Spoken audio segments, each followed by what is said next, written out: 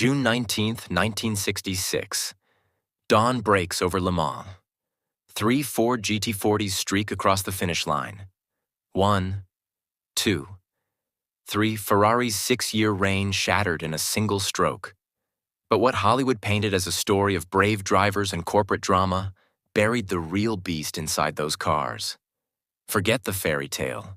This is the story of raw American vengeance forged in betrayal, born in fire, and perfected in steel. The story of the Ford 427 side oiler, the cast-iron monster that crushed Ferrari on motorsport's holiest ground. 3 years earlier, Henry Ford II thought he was buying Ferrari. Champagne was chilling, contracts were ready. And then, Enzo Ferrari backed out at the last minute. Worse, he insulted Henry Ford II, calling him a fat tractor salesman. That single insult lit a fire under Ford. If Ferrari wouldn't join him, Ford would destroy him. The battlefield? Le Mans, a 24-hour endurance war Ferrari had ruled year after year. But in 1964, Ford's GT40s blew up before the race was even halfway done. Engines fried, transmissions shattered. The New York Times mocked Ford, saying their cars belonged in cornfields, not racetracks. Ford's engineers knew they needed more than just speed. They needed something unbreakable, something Ferrari couldn't match. Enter Bill Innes, a quiet genius in Dearborn's Skunk Works. His task, rebuild Ford's FE engine family into a weapon of war. The standard FE engines, 332, 352, 390, even the 428, were fine for the street. But Le Mans wasn't about fine. It was 3,000 miles in a single race. Engines screaming at 7,000 RPM for 24 hours straight. And so the 427 was born, 7 liters of raw cast-iron brutality. A short stroke, massive bore V8 built not for comfort, but annihilation. Its block was cast in high-nickel alloy, its crankshaft forged steel, its main bearings cross-bolted for strength. On paper, it was unstoppable. In reality, it was fragile. The first tests were disasters. Fred Lorenzen's 427 exploded at Daytona after just 47 laps. Mechanics pulled the pan and found the bearings cooked into charcoal. Metal shavings everywhere. The crankshaft was eating itself alive. The problem was oil. In the standard top oiler design, lubrication went to the camshaft and valve train first. The crank, the heart of the engine, got whatever pressure was left. At 6,000 RPM, that meant death. Bearings failed, cranks seized, engines died. For endurance racing, power wasn't enough. Reliability was everything. And without oil, Ford's war would be over before it began. The side oiler revolution Bill Innes proposed a radical fix. A new oil gallery drilled along the block side, feeding the crankshaft first. Only after the crank was satisfied would oil go to the cam and valve train. Mechanics called it the side oiler.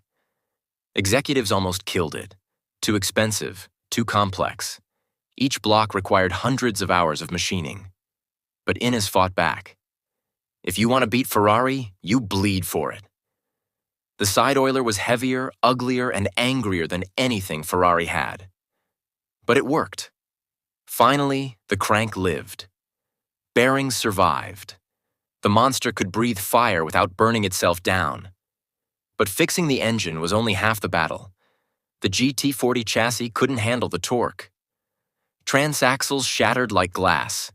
Ken Miles raged. "You give me a grenade and tell me not to pull the pin." Carroll Shelby threatened Ford. "Give me the side oiler and a real gearbox, or I walk." Ford listened. The bulletproof Kraft T44 transaxle was born. At last, engine and machine spoke the same language. Violence. Enzo wasn't done. His new Ferrari 330 P3 weighed 200 pounds less and packed 450 horsepower from a silky V12. Ferrari engines were like watches. Precision, lightness, elegance. Shelby's answer?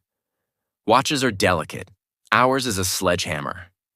The 427 side oiler wasn't built to dance. It was built to smash June 1966. The stage was set. Ferrari brought their P3s. Ford brought the GT40 Mk2, heavier, angrier, armed with the side oiler. For 24 hours, the engines roared. Ferrari faltered. Transmissions failed. Engines gave out. The side oilers? They didn't miss a beat. Lap after lap, mile after mile, they thundered down the Mulsanne straight at over 200 mph. Not a single failure. When dawn broke on June 19th, the checkered flag waved for Ford. Bruce McLaren and Chris Amon first. Ken Miles and Denny Hume second. Ronnie Bucknam and Dick Hutcherson third. A 1-2-3 finish that humiliated Ferrari and shook Europe to its core. The side oiler didn't just conquer France. In NASCAR, Fred Lorenzen, Ned Jarrett, and David Pearson turned it into a stock car legend. In drag racing, the Thunderbolt Fairlanes ripped quarter miles in the low 11s, while tuners pushed side oilers past 2,000 horsepower in funny cars. Everywhere it went, the side oiler left wreckage in its wake. Chrysler's Hemi may have been cleaner. Ferrari's V12s may have been prettier. But the side oiler was different. It was an anvil in a world of jewelry.